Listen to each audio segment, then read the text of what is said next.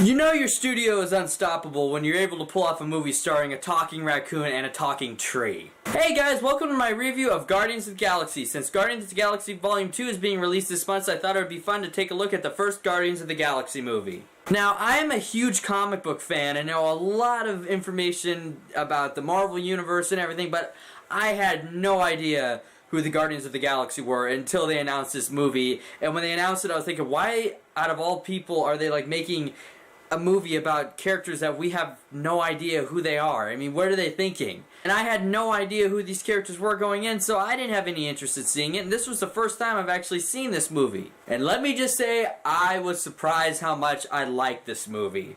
So the story for this movie is that it follows a character named Star-Lord, played by Chris Pratt, it follows pretty much his adventures across the galaxy, and in the movie, they're trying to keep the Infinity Stone, the purple one, I don't know what it does, out of the hands of Ronan, who works for Thanos. And as many of you know, Thanos is trying to gather all the Infinity Stones so that he could take over the universe. Along the way, he meets Gamora, Drax the Destroyer, Groot, Rocket Raccoon, and a bunch of other colorful characters in a action-packed and very fun sci-fi movie. Chris Pratt as Star-Lord is so much fun. He's great. I really enjoyed him in Parks and Recreation, and I really liked him in this movie. Zoe Saldana is great as Gamora. She just pulls off that great, like, badass warrior chick element, but she just does a great job because she's also got a little bit of a softer side to her, and I really enjoyed that. As much as I enjoyed Scarlett Johansson as the Black Widow. Vin Diesel and Bradley Cooper are great as Groot and Rocket Raccoon. Even though Groot can only say one thing, Vin Diesel does a pretty good job with his performance. You feel that Groot has emotions, that he's saying more than what he actually is. Rocket Raccoon was great. I love the scene where he's in the bar and he's like all drunk and he tells everybody, he goes, "I didn't ask to be this way," like, you know, pretty much a freak. And that was a really great and legitimately touching scene. You really feel the friendship that's going on between Rocket Raccoon and Groot, which was really great. Drax the Destroyer, played by Dave Bautista. Anyway, isn't he a wrestler?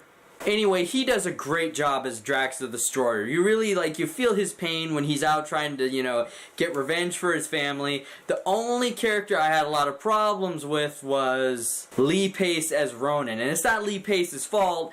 It's the story just completely wasting this character. This is one of the worst villains, I think, out of the entire MCU, and probably one of the MCU's best movies. When they say Marvel has a villain problem, this is the embodiment of that. But we do get a short scene with Josh Brolin as Thanos, and I am sold. I cannot wait to see Thanos in a darker, grittier movie written and directed by the Russo brothers.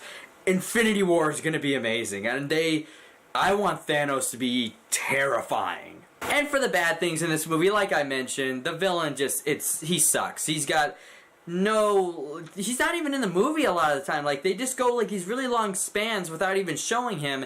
But he's got, there was potential that could have made him a better villain. You could have had him, a lot of opportunities where they could have had him justify everything that he's doing and, build upon, his jealousy or, his hatred towards Thanos, I want to get out from under you, I want to become my own thing. They could have very well made him a three-dimensional character and a really good villain, but unfortunately they just dropped the ball completely on him. But for the good things, all the characters have great chemistry and great story arcs that I cannot believe how much I got into them for really how dumb of characters these are.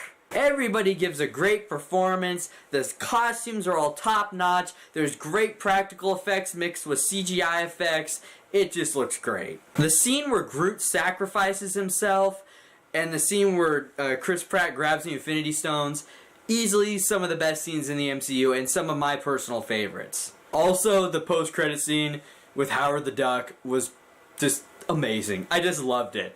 That was the last thing I was expecting to see Howard the Duck appear in the MCU, but they did it. I mean, props to James Gunn for, writing, and whoever else, wrote and helped with this movie. James Gunn did a great job directing, and I'm really looking forward to watching Guardians of the Galaxy Volume 2. Overall, guys, this movie is great. I loved it. I had a great time watching it. I'm hearing, some mixed things about the second movie, but I'm not going to pay attention to those because I want to form my own opinion. But anyway, guys, I just want to let you know that my next series of reviews will be the Alien movies. That's right, I am reviewing Aliens 1 through 4, so be on the lookout for those, and it's all in celebration of Alien Covenant coming out, so I'm very excited to do that.